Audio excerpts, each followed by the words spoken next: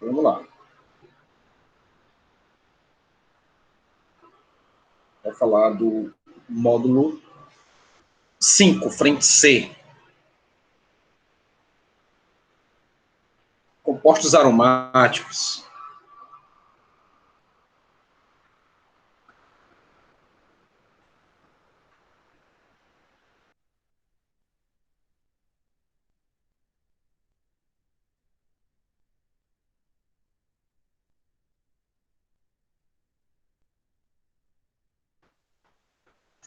Já consegue visualizar aí?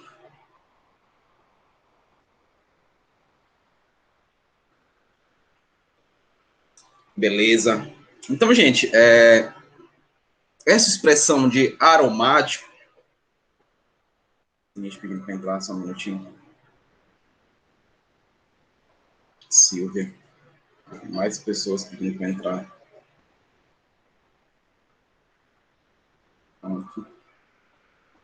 Então, esse termo aromático é um termo que surgiu na segunda metade do século XIX. Os químicos da época, em especial August Hoffmann, em 1855, ele batizou esses compostos como aromáticos, especificamente aos ácidos, né? Por aromas, né? Aromático vem de aroma. Só que com o passar do tempo, ainda nessa segunda metade do século XIX, Kekulé, você já conhece essa história, ele veio a modificar essa relação de aromaticidade. Quando a gente fala de aromático, a gente pensa em quem? No benzeno, né? A gente arremete logo ao benzeno. O benzeno realmente é o principal representante de um composto aromático. Aquela regrinha diz o seguinte, que para ser considerado aromático, tem que ter no mínimo 3 duplas alternadas. Ou seguir aí aquela regra de Hockel, que ela só se enquadra principalmente no fator monocíclico, né? A ressonância, justamente nós vamos falar, fenômeno de ressonância, está relacionado à estrutura. A ressonância que vocês estão me falando agora é a estabilidade. Por que esse composto, ou os compostos aromáticos, eles são considerados estáveis, né? A estabilidade deles é diferente em relação às outras. Alguns fatores, um que eu não posso falar para vocês, que é bem complexo, que é a estrutura chamada de ordem de ligação molecular. Nessa ordem de ligação, o benzeno, ele vai ter os seus 6 elétrons π, que eu tenho 3 duplas, né? Vão ter os seus 6 elétrons π em orbitais ligantes. E isso é uma relação que só o benzeno consegue ter. Eu não vou mostrar essa estrutura para vocês. Eu posso até me arriscar e vocês vão dizer assim, meu Deus, eu odeio química, eu odeio química. Eu não quero isso, né? Não quero isso. Eu quero que você diga assim, química é o meu caminho. Que eu poderia mostrar para vocês como é que faz essa relação de ligantes e antiligante. Só quero que vocês entendam o seguinte, que os alcanos, eles são mais reativos, né? Eles são mais reativos do que alcenos com a mesma quantidade de carbono. E aí vem aquela dúvida, né, na relação de Kekulé.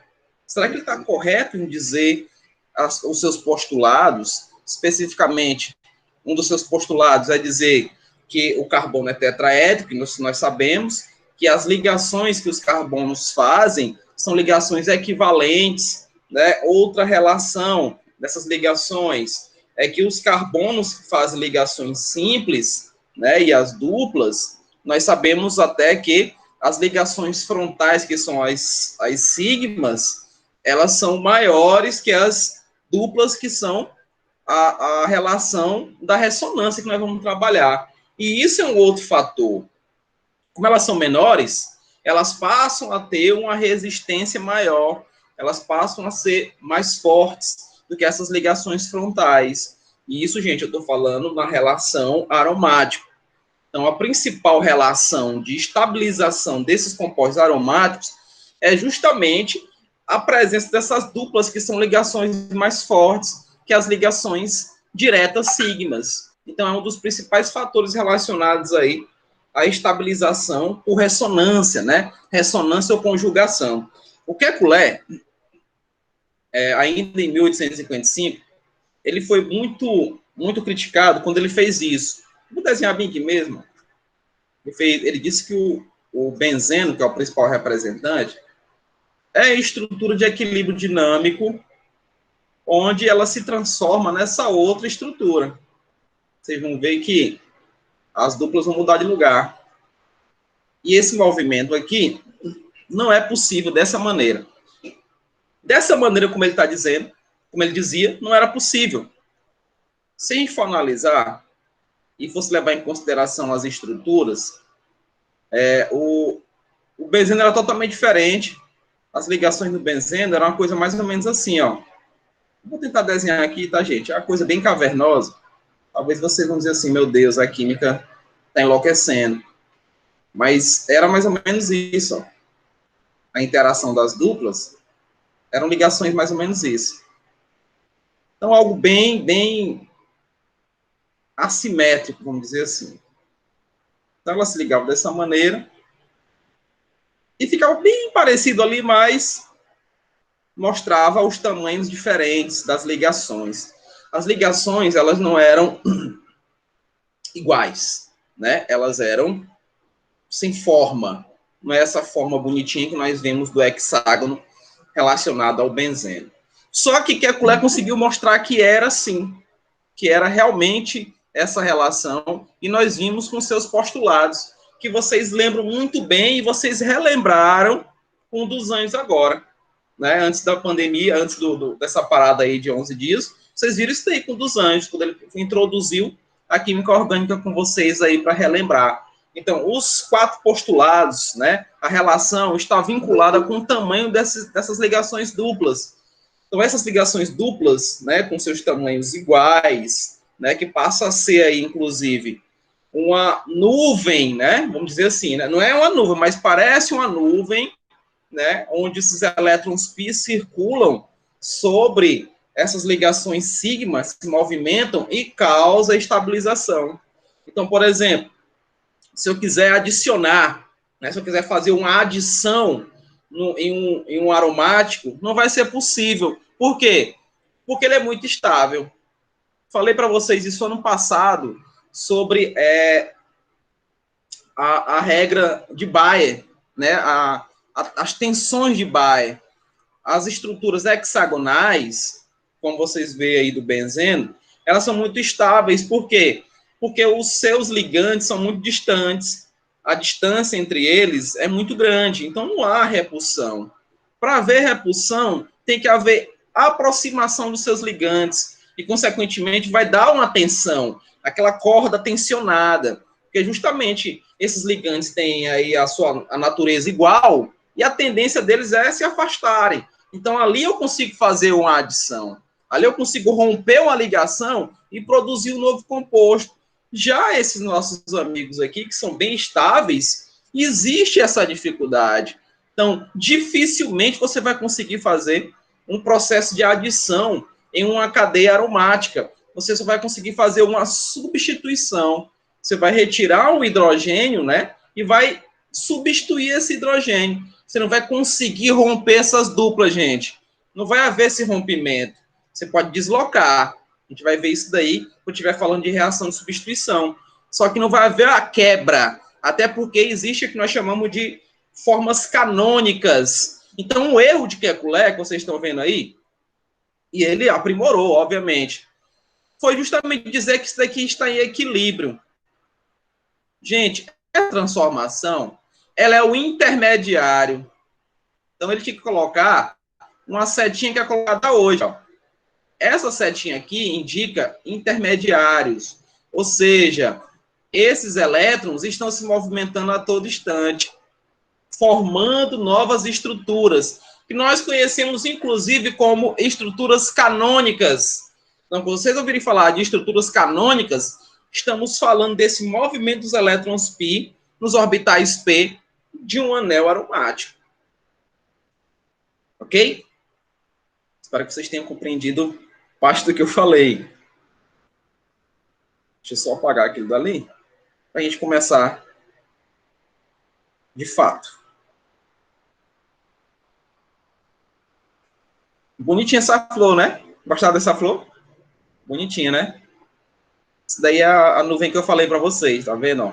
O que acontece no benzeno, ele, a partir dessas ligações duplas, eles passam a ter estrutura planar.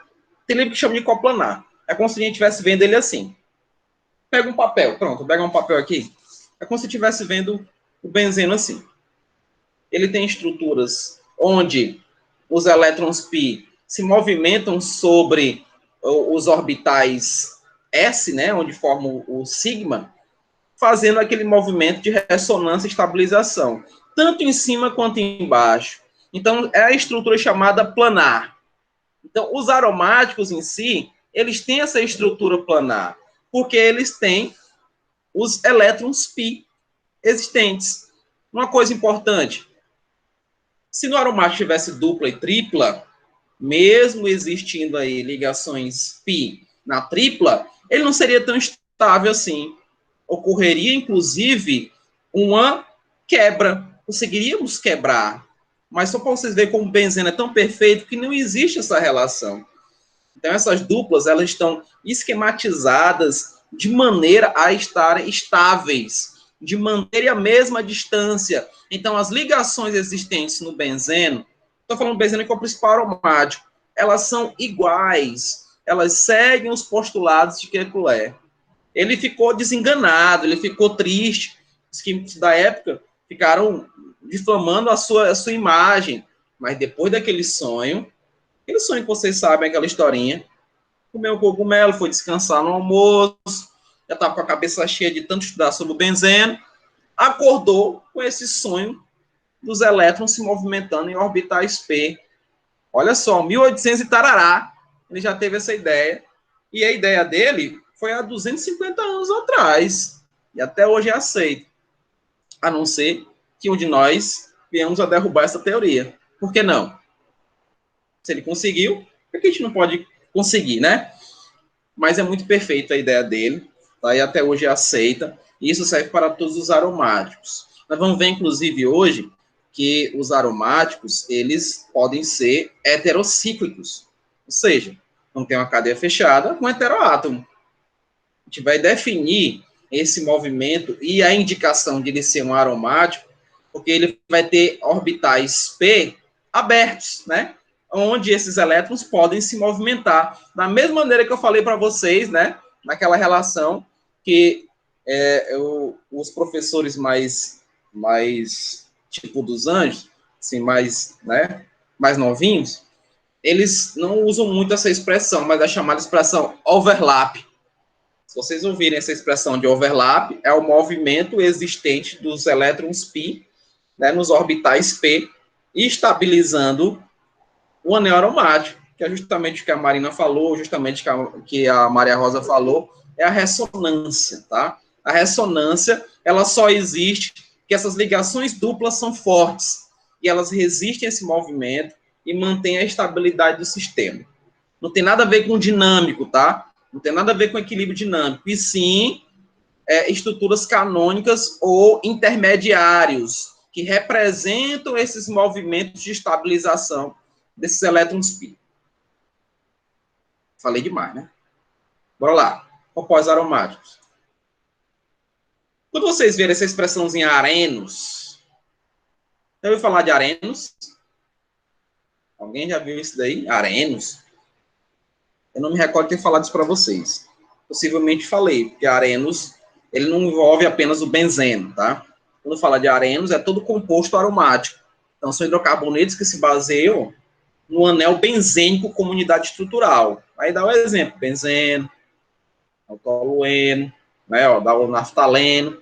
Então, todos esses outros que são aromáticos, eles se enquadram nessa família dos arenos, tá?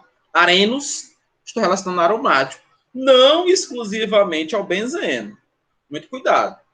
São todos os compostos que têm cadeia fechada e que representam aí a ressonância, representam o híbrido de ressonância, representam as formas canônicas, ou seja, aquelas duplas se movimentam constantemente nos orbitais P dessa cadeia.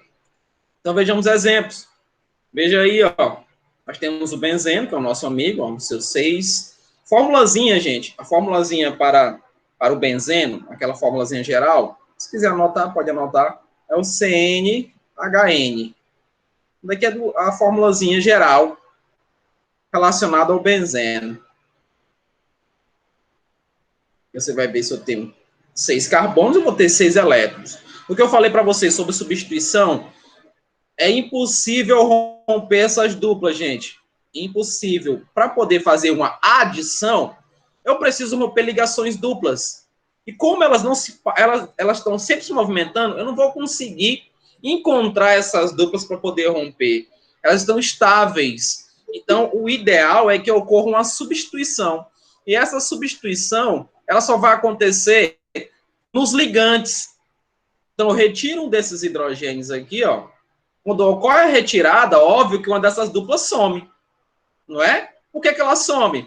Porque eu não vou ter a ligação completa, né? Ela vai ficar carregada positivamente. Inclusive, nós vamos ver isso daí, que os ataques existentes em aromáticos, especificamente no benzeno, é o que nós chamamos de ataque eletrofílico. O benzeno, ele, gente, ou qualquer aromático, ele é riquíssimo em elétrons. Então, o que vai acontecer neles é um ataque de quem não possui elétrons suficientemente para se estabilizar. Então, eles vão entrar no anel aromático, tanto por cima quanto por baixo. Lembre-se que a reatividade deles é coplanar, está em cima e embaixo, vou mostrar isso para vocês agora, e vai ocorrer essa substituição. Isso nós vimos no benzeno, pode acontecer no tolueno. O que é tolueno, professor? É essa representação do aromático ligado a um CH3. Muito cuidado. Inclusive nas nomenclaturas. Nomenclatura eu posso chamar isso daí de metiltolueno. Posso chamar de metiltolueno ou metilbenzeno. Dificilmente você vê metilbenzeno. Dificilmente. Porque se você tem um metil no benzeno, você tem um tolueno. Esse CH3, esse metil, ele pode estar em qualquer um desses carbonos, gente. Em qualquer um. Em qualquer posição. Qualquer um desses carbonos, ele pode indicar aí a presença desse grupo, que é o tolueno. Lembrando que o tolueno é aquele mesmo que dá o cheirinho agradável da gasolina, que o Eclis adora, já falou isso para mim, né? E o Saulo também já disse isso para mim, que é muito agradável, é muito doce. Ó, aromático vem de cheiros, né? Vem de aromas, né? Isso já dizia Hoffman. Hoffman, ele era um cara que está na fisicoquímica, está na química orgânica, então ele está em quase tudo, né, relacionado à química. Hoffman, a gente vai falar do fator, né, os fatores, né, do cálculo lá de covalência. Acho que não vai ser eu, não, acho que vai ser o dos Anjos. Acho que vai ser o dos Anjos falar sobre as covalências. Mas tudo bem, vamos voltar para cá. Então, nós temos aí o benzeno, nós temos o tolueno, e nós temos o naftaleno. Você vai notar o seguinte, que o benzeno e o tolueno, eles são mono. Não é isso? Ou seja, nós só temos apenas esse anel. Esse daqui, o naftaleno especificamente, ele tem 2 anéis aromáticos. Vocês estão vendo aqui, ó. Vocês notam, inclusive, que esse carbono aqui, ó, e esse aqui, quando vocês precisarem fazerem substituições em cadeias polinucleadas ou condensadas, como vocês estão vendo aí, vocês jamais vão fazer substituição nesses carbonos. Jamais. Por quê, professor? Porque vocês vão ter que seguir a estabilização do carbono. O carbono só estabiliza com 4 ligações. Então, cada carbono que vocês estão vendo, esse pontinho vermelho que eu coloquei, está relacionado a essas 4 ligações. Então, inclusive, nas contagens, né, dos carbonos existentes nessas cadeias, nós somos obrigados a não contar no meio, a não ser que você esteja relacionando aí a fórmula molecular. O que é a fórmula molecular, você sabe muito bem, é tudo que existe na molécula. A quantidade de carbonos, oxigênios, hidrogênios, nitrogênios, enxofre, fósforo, é os CHOMPs, não é isso? Então, quando você vai fazer a relação de fórmula molecular, aí sim, esses carboninhos aqui precisam ser contados. Então, você vai começar contando carbono 1, 2, 3, 4, aí pula para outra cadeia. 5, 6, 7, 8. Vocês não contam no meio, a não ser, volta a ressaltar, caso você precise fazer a fórmula molecular. Você entra lá numa questão de estequiometria, nós sabemos que na estequiometria eu preciso calcular as fórmulas moleculares para poder fazer os meus cálculos, né? A massa molar está em relação às quantidades. Mas vamos ver aqui mais uma coisinha sobre a aromaticidade. Então, a expressão aromaticidade, ela surgiu, já falei para vocês, metade do século XIX, 1855, pelo nosso amigo Hoffmann, né? August Hoffmann. Vocês vão notar uma coisa engraçada. August Hoffmann e Auguste Kekulé. Eu acho que o nome principal de todo mundo naquela época era Auguste, né? Então, é só uma coisa engraçada que eu achei quando eu estava estudando sobre os escribas da química orgânica. Bem, aromaticidade, estabilidade espacial dos compostos devido à conjugação cíclica.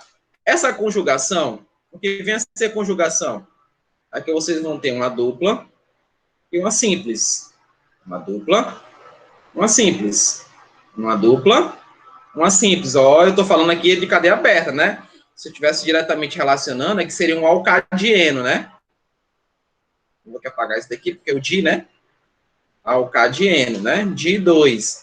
Então, isso é conjugar, tá? Isso é ter a relação de ressonância. É fazer com que esses elétrons π possam se movimentar. Obviamente que essa conjugação vai acontecer na cadeia fechada. Então, eu preciso ter relação de dupla, simples, dupla, simples. Volto a ressaltar a vocês que nos aromáticos as ligações são iguais. Elas seguem as regras, os postulados de Kekulé. Não tem outra relação. As ligações são iguais sempre, né? Inclusive, vocês sabem os ângulos, quando nós relacionamos aí a hibridização sp2. Vamos relembrar? Me diga aí. sp2 é o quê? É dupla, tripla ou ligação simples? Quero ouvir. Ou quero pelo menos ler aqui no chat. Simples, dupla ou tripla sp2? Dupla sempre. Dupla sempre.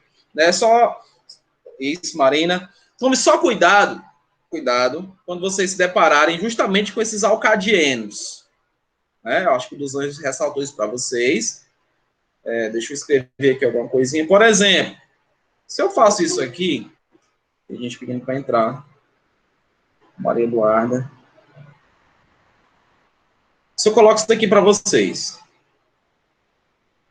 e peço a hibridização. Quando eu tenho triplo, o que é que eu tenho? Eu tenho 2π, não tenho? Eu tenho um π aqui e tenho um π aqui, não tem? Só que bem aqui no centro, eu tenho um sigma, não tenho não? Bem aqui no centro eu tenho um sigma. E essa ligação aqui, professor, eu vou deixar ela de fora? Jamais. Essa daqui também é sigma. Embora eu sei que essa hibridização aqui é a chamada SP, não é? Porque eu tenho o quê? Eu tenho uma tripla aqui, não tenho? SP. Porém, se vocês se depararem com isso aqui, ó, vou colocar aqui do meu ladinho aqui, ó. Vou colocar isso daqui do meu lado, ó. Pronto, tá vendo aí? O que é que eu tenho aqui, gente? Eu tenho um sigma e tenho um π, não tem? No outro eu vou ter sigma. Aqui tem um π também. Pergunto a vocês, qual é a hibridização desse carbono? É sp2? Porque eu tenho um duplo ali? O que é que vocês acham? É sp2 porque eu tenho um duplo? Não sei, professor. A Mariana está me dizendo sp. Tripla também, justamente. Veja as quantidades. Se eu for olhar aqui, eu tenho 2 sigmas, eu tenho 2π. Aqui também. 2 sigmas e 2π. Consequentemente, esse carbono, embora esteja fazendo ligação dupla nos dois sentidos, né? Mesmo sendo a geometria linear, como o Pedro está me dizendo, eu tenho uma relação de SP, de tripla ligação, porque vai ter aqui, ó, a mesma quantidade, né? As quantidades são as mesmas em relação aí à sua hibridização. O ângulo é 180, já é outro fator, por isso que o meu amigo PH ressaltou aí como sendo linear, diferente da dupla, que forma aí um ângulo de 120 graus. Não esqueça desses ângulos, gente. Esses ângulos, eles são divisores de água. Se você lembra dos ângulos, você não vai perder questões relacionadas à estabilização, especificamente de aromáticos, né? Especificamente de aromáticos. Vou ter que apagar isso daqui de baixo, que vai aparecer umas coisinhas aqui. Pessoal, até agora tá tudo bem que eu tô falando? Vocês estão conseguindo lembrar do que eu tô falando? Ou tem um pouco mais de informação? Por favor, sejam verdadeiros comigo. Opa, tô vendo que o pessoal tá me respondendo. Muito obrigado, Marina. O Eclis está aí. Orleane. Bora lá. É isso aí, galera. Isso aqui é a ressonância, gente. Vocês estão vendo? Olha o que eu falei, gente. Aquela parte planar. Veja que nós aqui... Deixa eu botar um laser, pronto. Os elétrons pi estão circulando aqui em cima, ó. Eles circulam, gente, sobre ligações sigma. Então, ligações sigmas é onde eles andam. É por isso que nós temos a conjugação. Porque a dupla vai pular para a simples e ela se transforma em dupla. E vai fazendo esse círculo, né? Ó.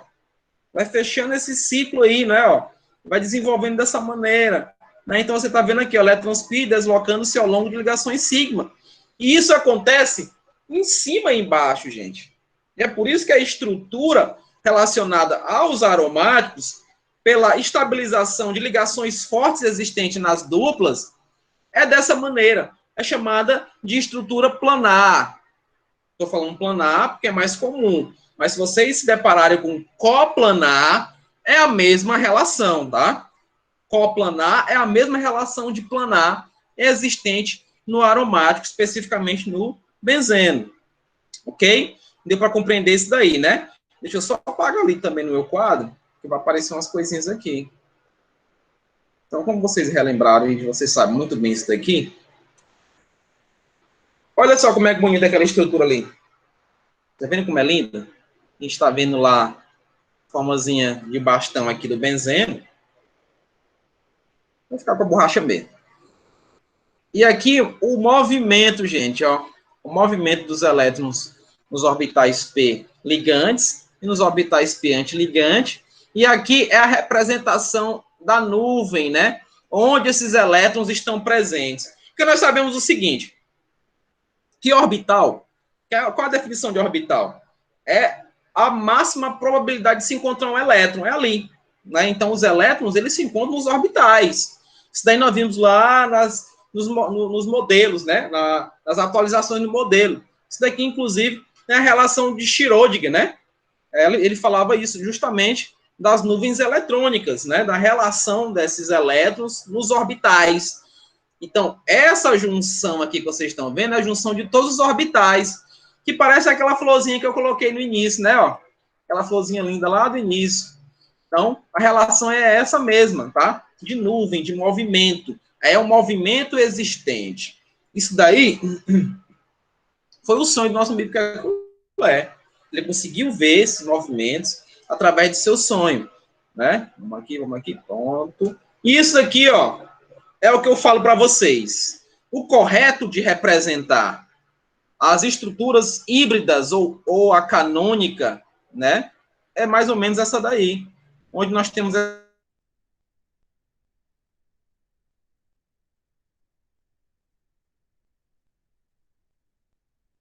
era travou? Oi. Oi, estão me ouvindo? Gente?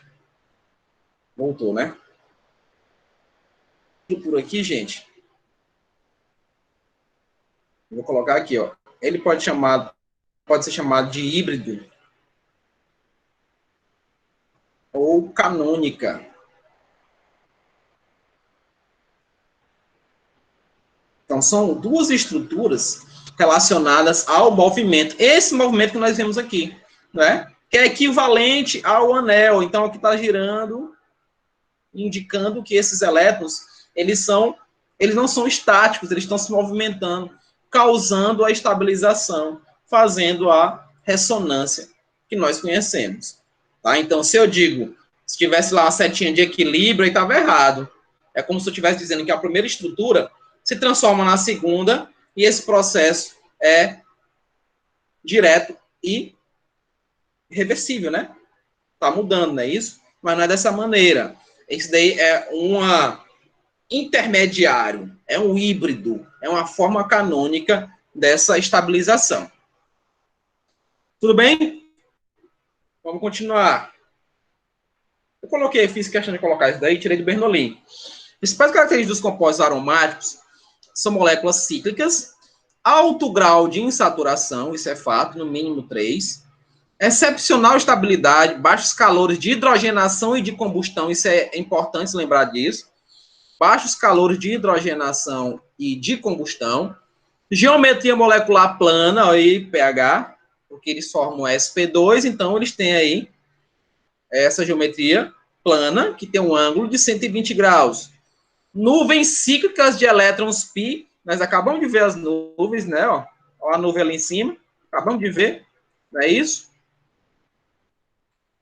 Deslocalizadas abaixo e acima do plano, foi o que eu falei para vocês, né?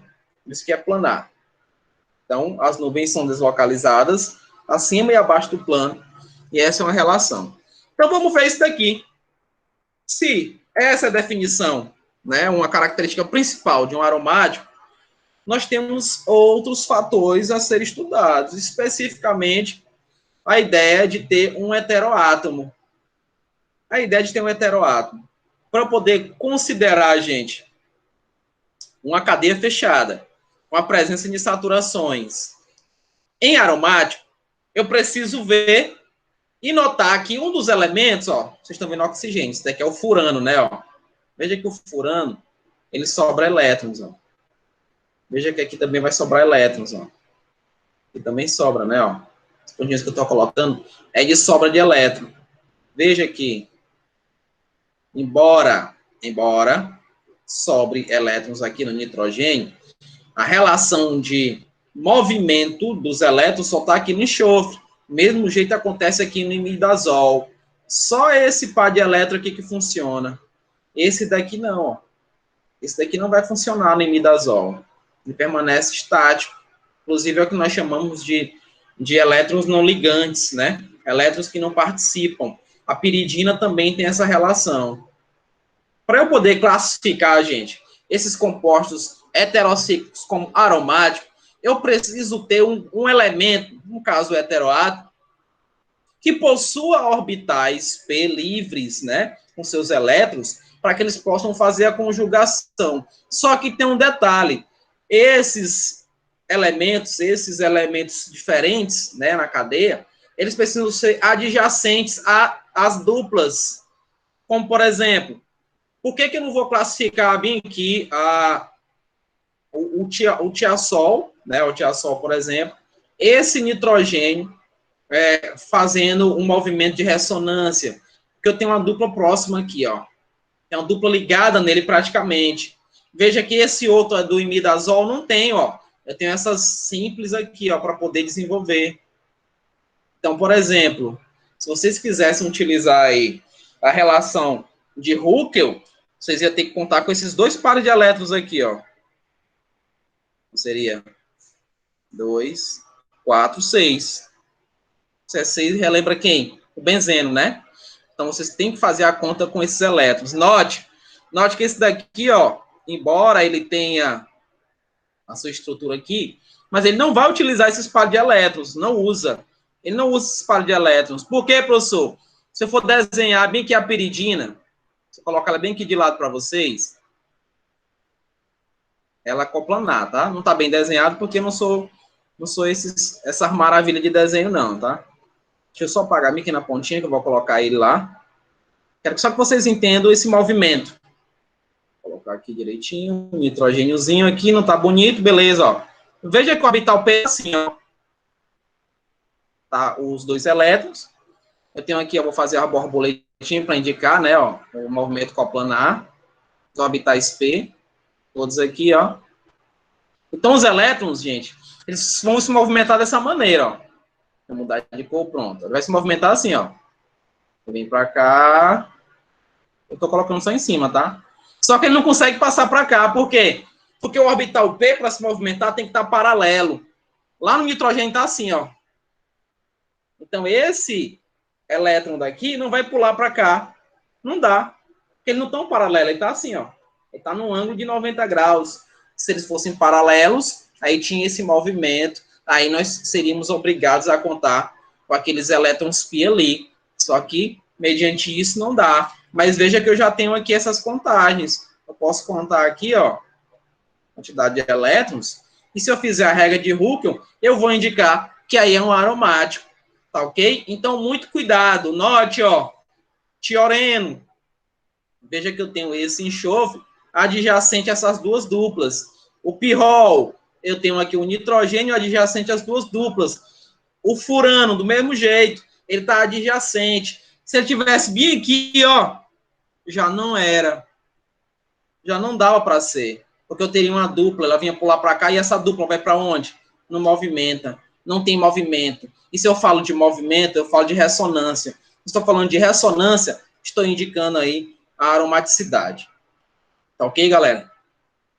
Já nos compostos abaixo, que são aqui, ó, compostos aromáticos homocíclicos, onde nós temos só carbonos e hidrogênios, nós temos o naftaleno, nós temos aqui o antraceno. Vou mostrar para vocês uma coisa. Como é que eu faria para contar esses carbonos no processo de substituição? Era assim, ó. Olha só. Olha como é que eu vou contar.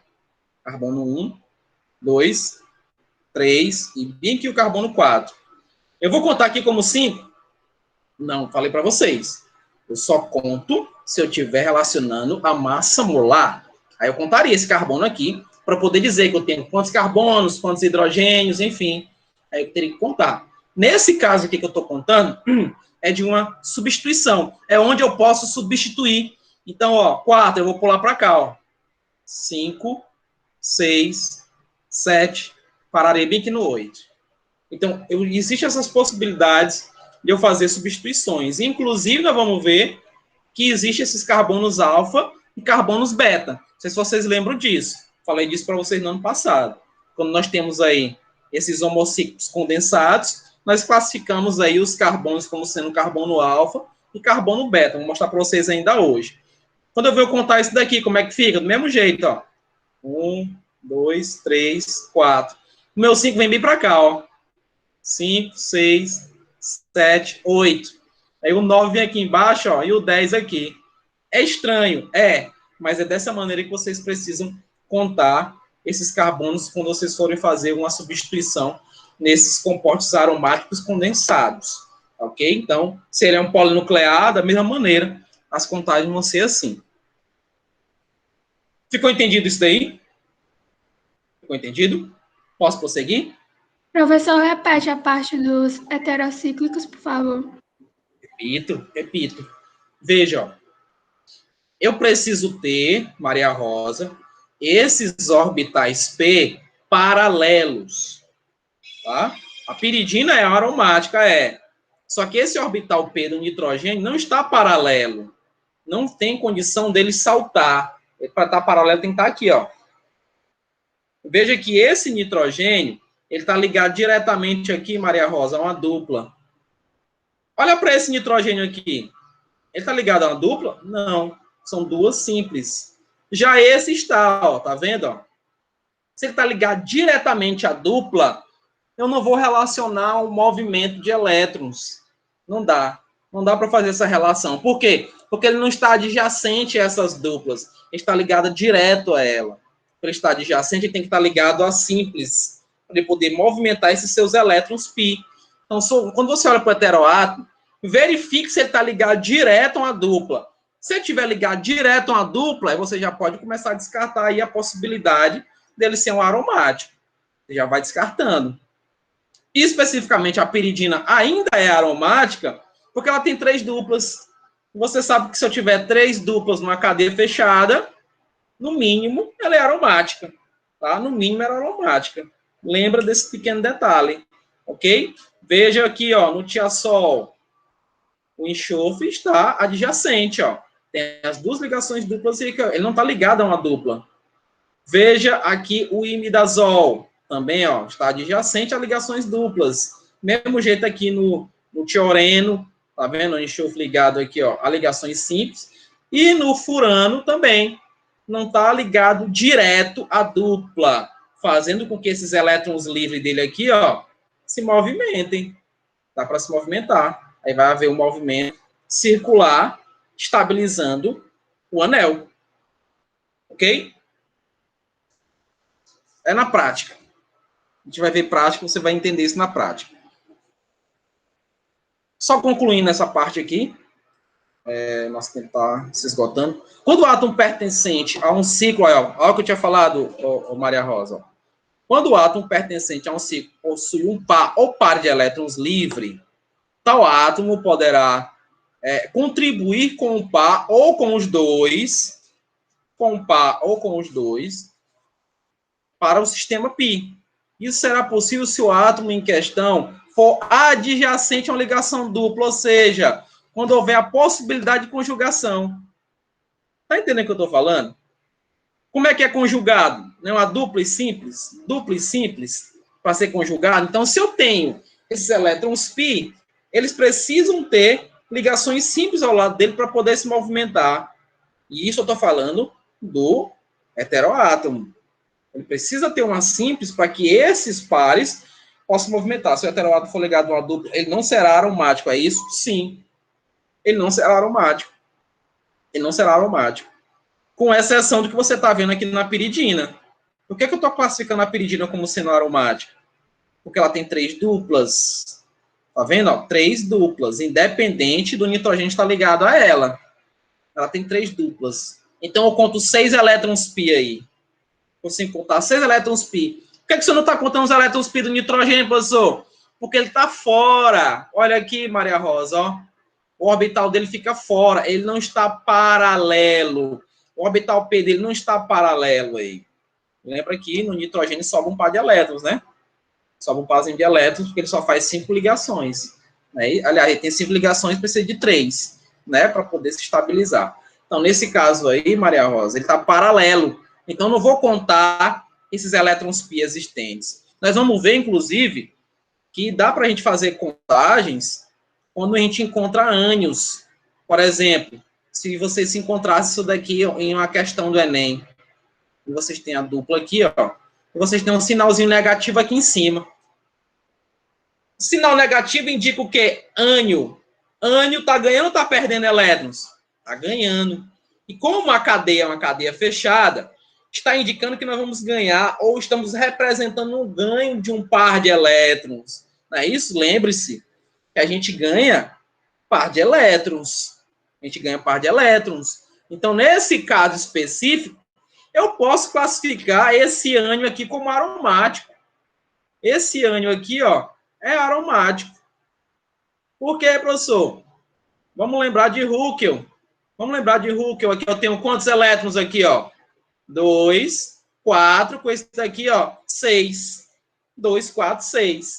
Então, quando vocês tiverem ânions e a contagem der para vocês relacionar a quantidade de elétrons π, já classifique como sendo aromático. Dificilmente acontece com cátion. Mas cuidado, tá? Pode acontecer. Pode acontecer. O Bernoulli pecou, na minha opinião, de não ter ressaltado isso daí, tá? Gosto muito do Bernoulli, mas pecou de não ter feito um realce sobre ânions, né? Ânions também são classificados como aromáticos. Se a contagem for aquela ímpar que eu já mostrei para vocês, e aquela contagem ímpar só vai acontecer quando ele é mononucleado, quando só tem um núcleo. Só vai funcionar quando tem um núcleo. Se você se depara aí com polinucleados, aí o negócio muda. O negócio vai mudar. Ok? Vamos lá. Regra de Huckel, para a gente ir para vocês assistirem filosofia. Quem que lembra da regra de Huckel? Essa daqui, né? 4n mais 2 igual a número de elétrons π. Volto a relembrar. Isso daqui é para homocíclicos e eles têm que ser mononucleados, né? Então, veja aqui, ó. Ó o ânion aqui. Aliás, o cátion. Ele não colocou de ânion, só colocou de cátion. Tá vendo, ó? Só colocou de cátion. Isso que eu falei para vocês que ele pecou em não falar dos ânions. Então, veja aí, ó. Bora verificar, então. Como é que verifica? Nós temos a quantidade de elétrons π, ó. Nós temos 4, né? E aqui está dizendo, ó. 4, então 4N mais 2. Lembrando que esse N tem que ser um número inteiro. Então, deu 1,5, não é aromático. Vamos ver aqui esse cátion. É um cátion cicloheptatriene. Não consigo dizer. Trienil. Desculpa, não consigo dizer. Quem foi gago tem esse problema. Então, veja, ele é um composto aromático. Por que, professor? Bem que esse positivo está indicando o quê? Que ele perdeu aí um par de elétrons. E eu vou contar quem? Vou contar os que eu tenho aqui, ó. 1, 2, 3, 4, 5, 6. Olha aí, ó. Vai dar quanto? Número inteiro. Deu 1. Então, é aromático. Contei a quantidade que eu tenho lá. Veja esse outro ânion aqui. Ele vai ser aromático? Não, porque aqui está indicando que ele perdeu. Ele perde. O cátion perde, o ânion ganha. Cadê a tua ânion? O cátion perde, o ânion ganha. O cátion perde, ó a perna, Tony. O cátion é positivo, o ânion é negativo. Lembra disso? Lembra da dancinha? Então não esquece isso. Não esquece. O cátion perde, o ânion ganha. Então, nesse caso aí, ó, empresário, eu quero dois bis e um choquito. Bota na conta. Em relação a isso, tá? Então você vai fazer a contagem dos elétrons π. Veja que esse daqui, ó, que está perdendo, ele ficou com 4 elétrons, né? Ó, 4 elétrons π. Então não é aromático, porque o N não é inteiro, né? Esse N não vai ser inteiro. Do mesmo jeito é que esse outro, ó. 1, 2, 3, 4, 5, 6, 7, 8. Olha o número par aí, ó. O par para os mononucleados não é legal. Independente dele ser ímpar, independente dele ser ânion ou dele ser um cátion. Então, note que aqui vai dar um número fracionado, então não é aromático. Então, muito cuidado com essas simbologiazinhas, o positivo e o negativo. O cátion perde, o ânion ganha. O cátion é positivo, o ânion é negativo. Ok? Eu vou parar aqui, porque já são 8h50. Eu vou retornar desse ponto.